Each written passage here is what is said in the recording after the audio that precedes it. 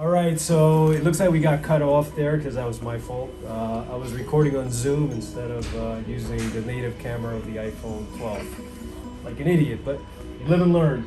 So we actually, we sent Adam and Schuppi to get different beers because we were kind of embarrassed.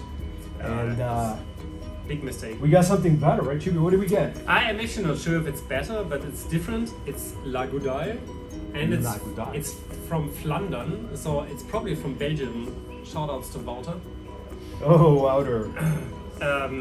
Yeah, so it has a 7.2 on the Richter scale, so it's probably quite fun. All right, so we're opening this. Yeah. It's a French beer. Oh no, it's not a French beer. It's It's from Belgium, I it's guess. from Wouter's hometown. By the way, Wouter's out here at ECC. Is he? Yes. Yeah, have you seen him already? He's looking good as ever. Yeah. Oh, perfect. So, Proust, cheers, salud, Skål. skull. There's also a French word that Adam taught me today, but I can't remember it. A votre santé or something like this? Votre Yeah. santé. Yeah. Santé. All right, let's try it. Oh, it's a lot better. It tastes like beer, that's for sure. They definitely know how to do beers there, right? I would say it's a little bit sour though. It's a bit of a I sour. think it's a bit, I don't know, a lot of fruits in there, so it's definitely not something that would be classified as beer in Germany. Yeah. And by the way, I actually did get the beer. Oh yeah. You can Hopefully show we that had it in, but I got a off. A Holsten. Holsten, which is a beer that only Uh, grown men drink. Yeah. Yeah. So According- half a liter, that's the standard size of a beer in Germany. It's from Hamburg, I think. I guess so. What else do you have in your pack? And he also brought me from good old Germany, Oh, the beer from last week, Welde, from Schwetzingen. #1 beer in Yeah. the country apparently. Yeah, it's kid size, so just 300 It's something it's a milliliters. kid size. Yeah, kid size beer. Oh, it's a kid size. Okay, I kind of Yeah, it's get it kid-size now. beer. Yeah, Yeah. got it. So in other words, this is not a. Yeah, this is a. Hey, it's good beer. It just you have just to drink 2 of them. Yeah, and then we have. Chiemseer Helles. It's a Hillis Helles from Bavaria. from Bavaria. My most favorite one from Bavaria. It's a good beer. It is.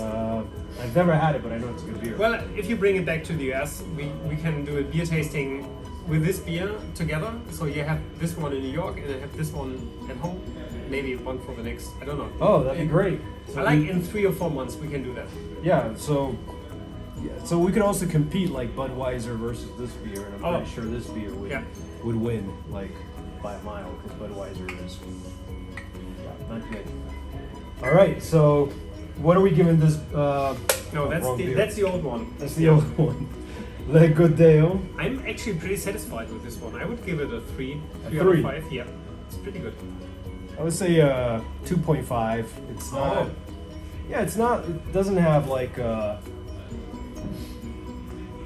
any specialty to it, right? Like it's beer. It's sour. It has a taste of like pineapple to it. Does it? Yeah. So I don't know. Do you like pineapple? I don't like pineapple. Karina, you like pineapple? No, you don't. Yeah. Like. But Karina likes pineapple. But... all right. But all right. So 2.53. So next time you're around, get yourself a can of. Next time you're in Paris, La La Goudaille. Good stuff. Yeah. For Belgian beers.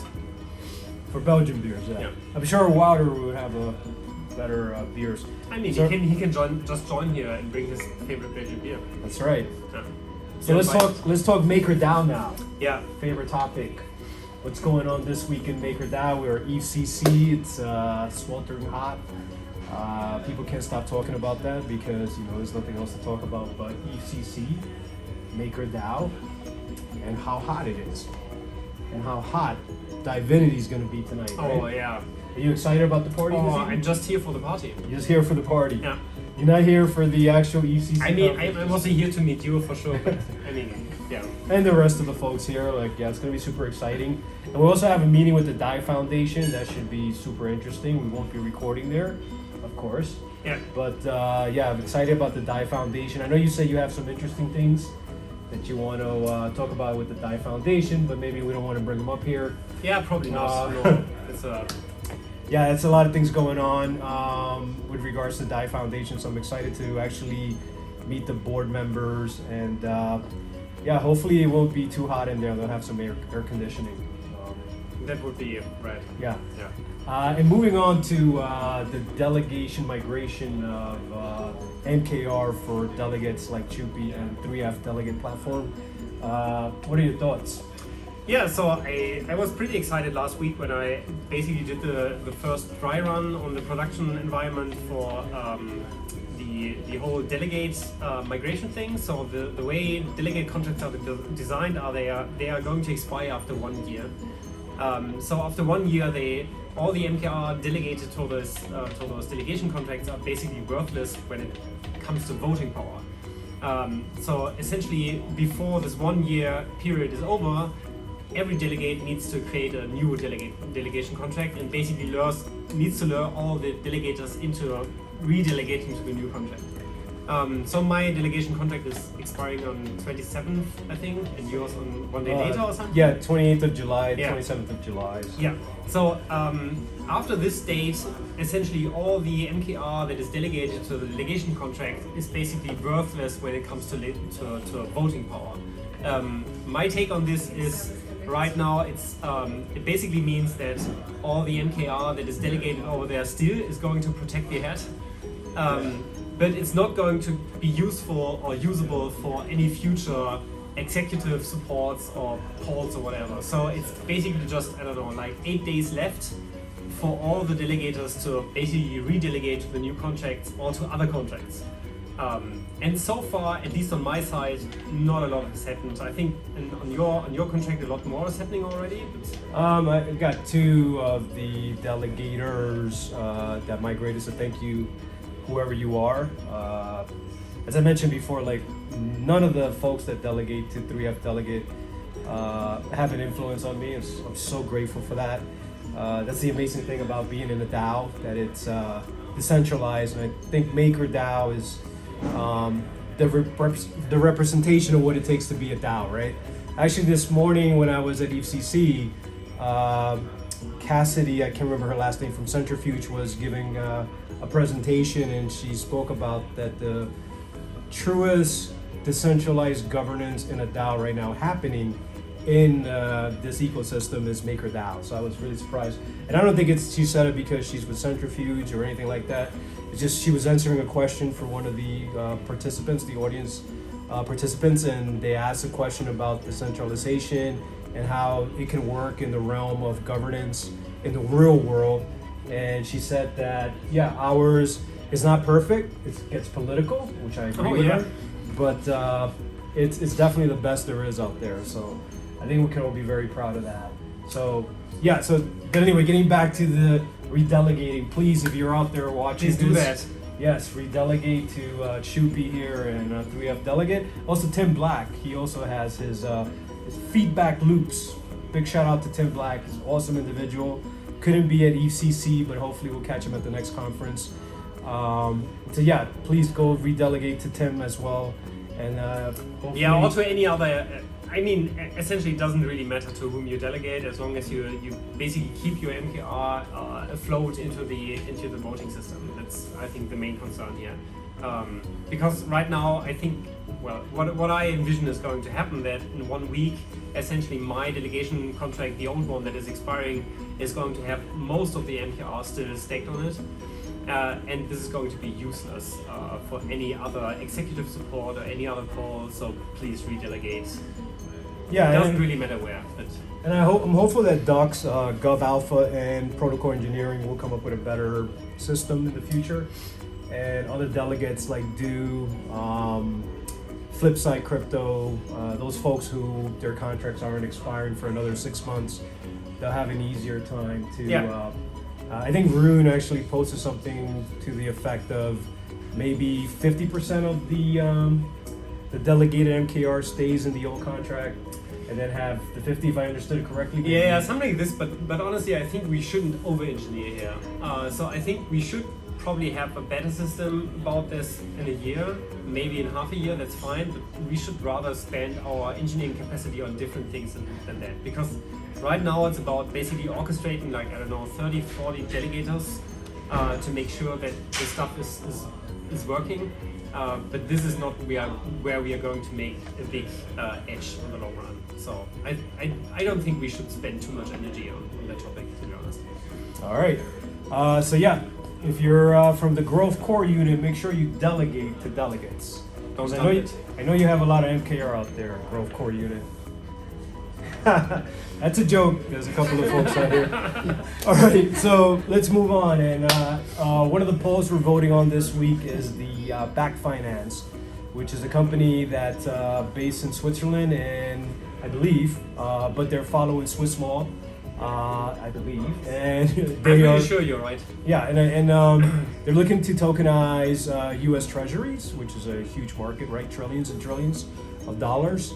And it's an interesting proposal. It's a green light poll, so it's just a green light poll, and I think a lot of people don't understand what a green light poll means. It's not actual that it's getting implemented, but it's going to be investigated more by our core units. So what are your thoughts on that? I mean, I know you have reservations about RWAs.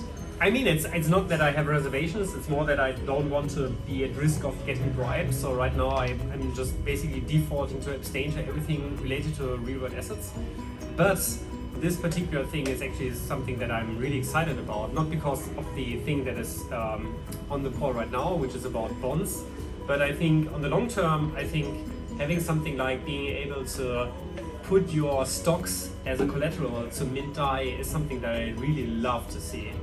So if you, in 5 years you will be able to put your Tesla stocks or your Amazon stocks or your Apple stocks as collateral to the DAI protocol and mint DAI from that, that would be something that I would really love to see. And this is how I like to see the whole real-world asset thing to move on the long term, rather than manually onboarding small things that we have been doing so far. Yeah, I think as long as it's a permissionless vault type that you can bring in, as you said, Google or Tesla, what have you, into the Maker protocol without Maker governance, having to interact with it too much. I mean, I haven't really put a lot of thought into it because as an American, I have to be super careful with the way I think about the securities, right? And when we talk about Tesla, Google, and the others, Meta, these are securities, right? So I need to think more about that one, but I would love to see a future where you have permissions. Yeah, you can come in, right? Like imagine like a hedge fund just coming in with, $500 million worth of Tesla and just using it as a collateral to borrow 250 million DAI. That would be a beautiful thing, but with some kind of parameters where you have stability fees and also the liquidation threshold, things of that nature. So yeah, that would be rad. But honestly, I think it's the whole point is about being permissionless and being actually able to offer the same portfolio for the average John and Joe. How's it the saying? Jane and Joe. Jane and Joe. It's an American saying. Yeah, so for me, it's not, the focus shouldn't be about institutional investors. It should be about basically everybody who actually has, some kind of collateral to actually use it. So I totally get that we need to focus on institutional investors, but I still want to get back to this point to be your own bank thing. So that's probably something that an American delegate cannot say, because then you get in a big trouble. Perhaps. But this is where I would like to see Maker moving forward on the long run. So it shouldn't be about investors. It should be about everybody on this planet to actually be able to, use their own collateral. I think for the institution side of things, hey, what's up, buddy? Yo, man. Good to see you. Oh shit! Oh.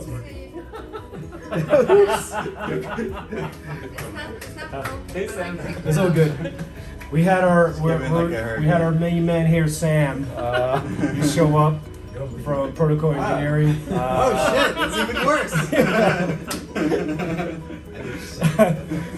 But just getting back to what you were saying, the thing is with me, like I don't know if retail could be the user of a DAI vault. But that's, I think, a debate we can have some other time because Oh yeah, that would fill another hour, I think. for sure, for sure. And what's another subject? Oh, the events core unit. We're definitely not offboarding them, right? I won't. No. Yeah, I think at this point in time, I mean, these guys have been super professional, and I think the community fails to recognize that. I think one of the reasons is because we need folks to come out here and like to actually interact with the folks who are behind the core unit, to get to know them, to get to see how they work, how professional they are, and I think the events core units pretty much amplifies that, right? I mean, would you agree? You've met them. Oh, they're going to provide. They will make it perfect proof tonight. I'm pretty sure. This is It's why gonna I'm be here. super exciting, and Yeah. I'm looking forward to seeing all the maker folks. Yeah. Hanging Like out Sam, here. who is just crushing our. Yeah. All right, last but not least, because we're gonna make this short, we're gonna play one-on-one. Yeah, Germany, perfect. Yeah. we need- Germany versus USA. USA. So, Okay. sorry about that, Sam. I'm sorry. All right, I'll be the highlight of the Are you ready? Germany, USA. USA. Of course, he's German. I'm American. Oh, yeah, somebody's got a score. Oh, block again. Yes. As usual, Germany wins and USA loses. Thank you, and hopefully we'll see you next time See you next week. on the Schuppi and ElPro Delegate Happy Hour. Push the All button. right, I got Tabal here from the Grove Core Unit. Hopefully he's in the picture. Yeah, I think so. Let me check. Let me check quickly. I think so. I am. Okay. Fantastic. We're here in Paris. Oh, look who just walked in. Are you, buddy? Speaking of the Grove Core Unit, to wait, see you. sit right here, sit right here. How are you, man? How are you, man? Oh, It's like a family party. Likewise. man. Sit right here real quick, because I'm doing an Yeah. interview right now. Oh, do it. Sit right here. Sit there. You. All right, so But hang on, what am I getting myself you can into? sit there. Yeah.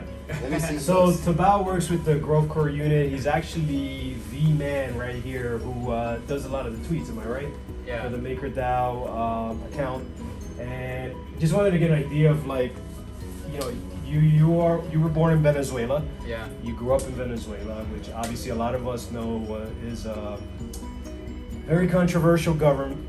I don't want to talk about politics on this little podcast thing here that we're doing, but you know, one of the questions I asked you about a second ago, and I wanted to get this because I think it's amazing, like just to hear from him what crypto and the whole decentralized finance ecosystem has done for folks like myself, like him and others.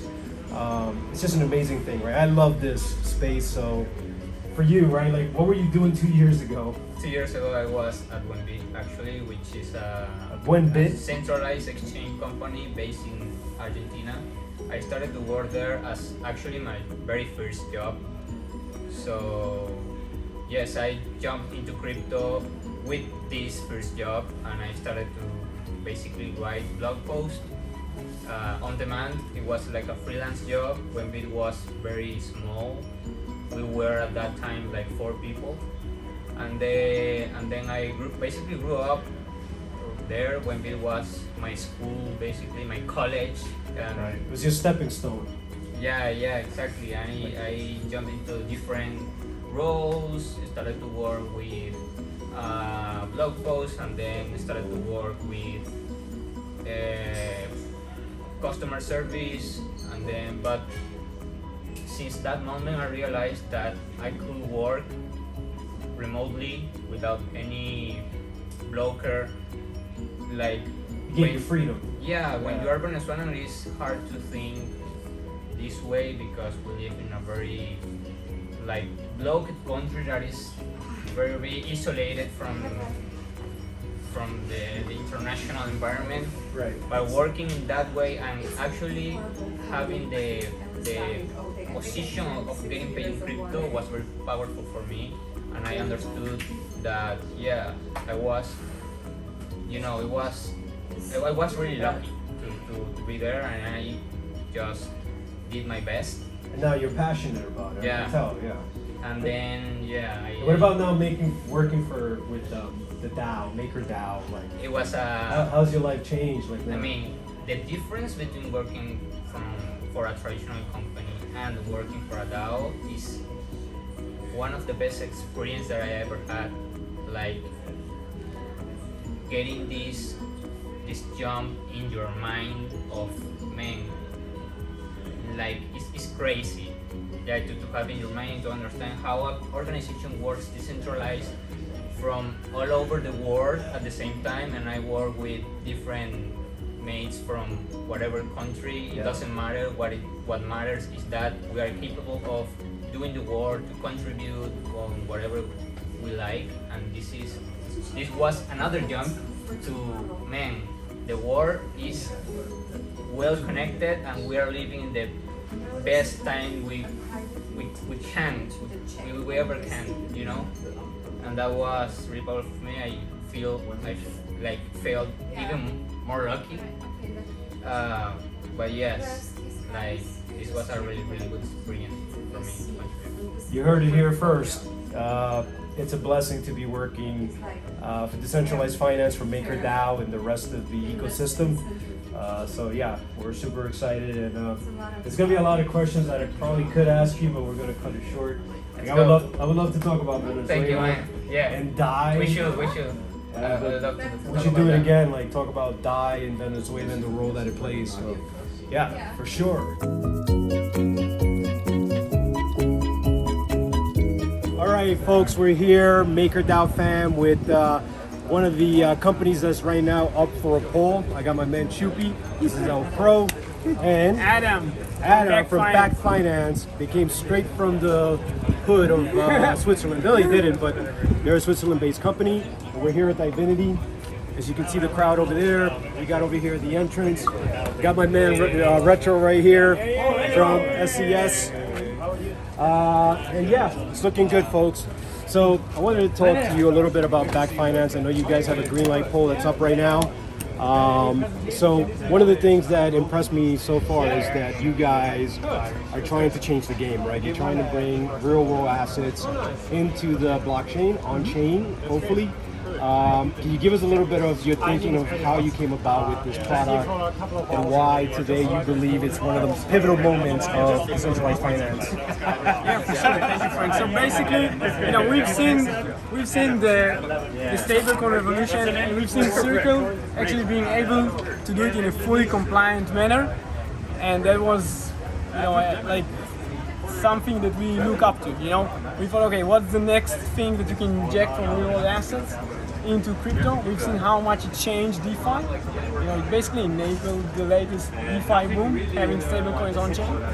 And there was the latest legislation in Switzerland. Right.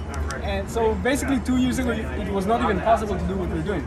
It was like the right time when legislation came and said, okay, you can do now security tokens that are freely tradable. We said, okay, we have that. We have basically Circle saying, the US authorities even saying that you can have, you know, tradable dollars. Right. Then we can compose the two in a way and wrap, you know, US or other securities in a way that's freely transferable, and basically bring the $100 trillion market on chain. On chain, yeah.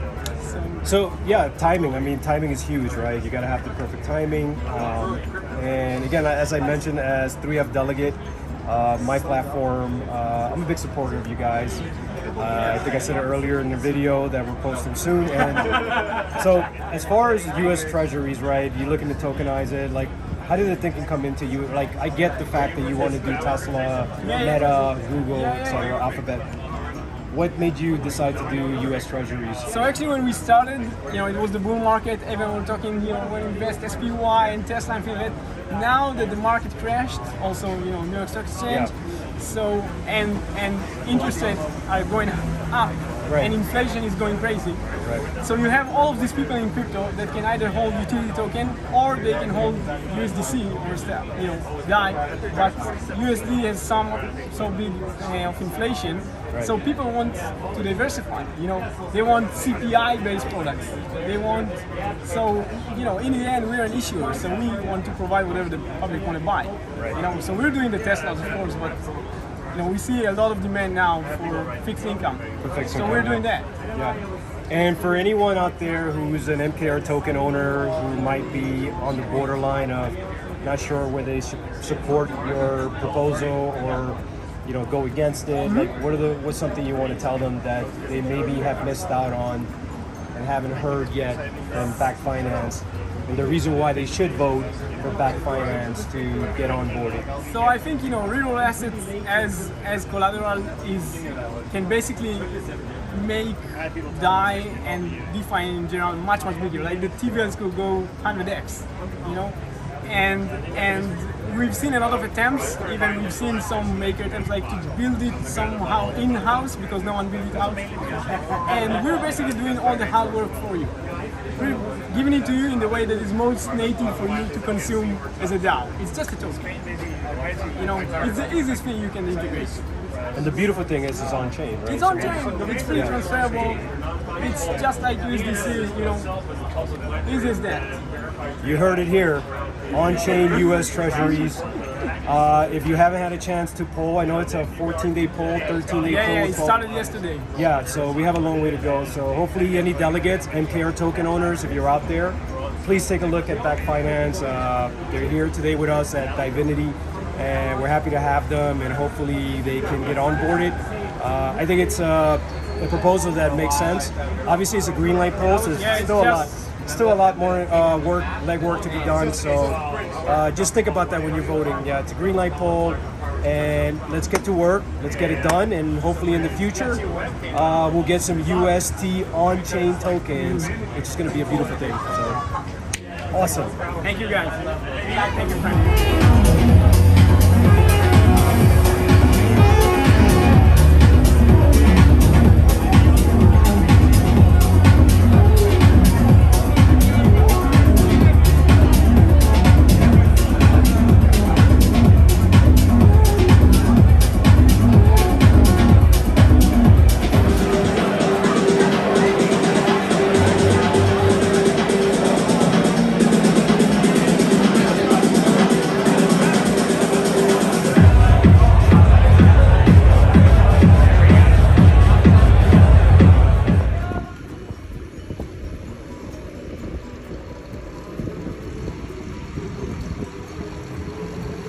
You go, Kurt.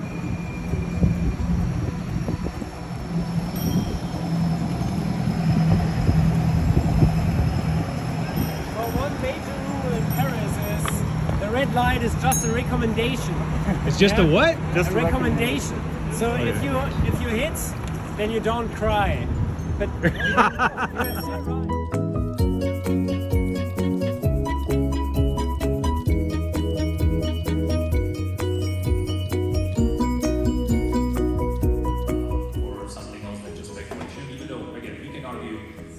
Being in stablecoin just means you're speculating on the other side for a moment, but roughly 80% of all active addresses are using stablecoins, and the whole stablecoin space is like vast. There is definitely a lot of space there, and again, like people started using stables for not only changing it for crypto, but also like purchasing stuff, and I think this will just grow and more people will just use their stables as a regular bank account, so they wouldn't have to be bothered about switching from crypto.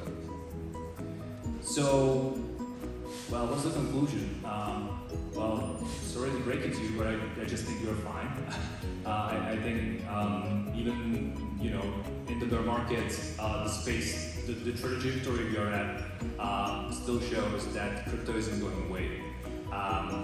You see a lot of like DAOs being started instead of startups. You can see the convenience of like people who literally, well, maybe don't want to talk to other people to set up a company, but it's just the technological advancement, and even though like we have a lot of regulation, there was